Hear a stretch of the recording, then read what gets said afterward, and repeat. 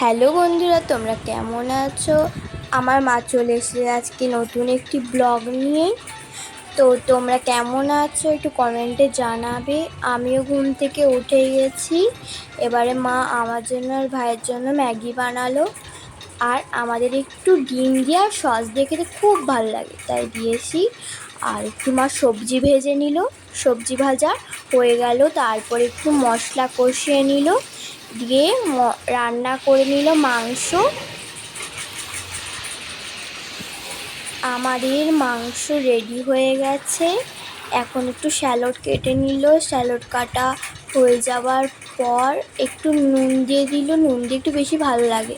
দিয়ে আমরা রেডি হয়ে গেলাম আমার নাচের ক্লাসের জন্য। আমার মাও রেডি হয়ে গেছে, দিয়ে আমরা রাস্তায় যাচ্ছি নাচের ক্লাস।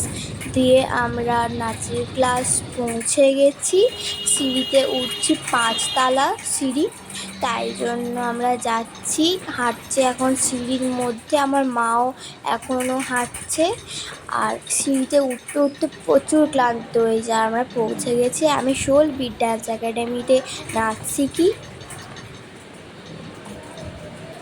তো চলো এবার আমাদের ক্লাসটা দেখাই। প্রথমে হয় আমাদের ব্যায়াম। এখনও গরমের জন্য কেউ আসেনি, অনেক স্টুডেন্টস।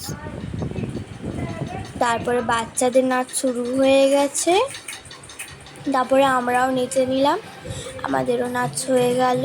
দিয়ে তারপরে দেখাচ্ছি আমার মা, তারপরে অনেক আন্টিরা থাকে, সবাই ছাদে বসে বসে আড্ডা মারে, আমাদেরকে নাচতে ছেড়ে দিয়ে কত সবাই বসে আছে। ঠিক আছে বন্ধুরা, bye bye. Like comment subscribe করে যাবে।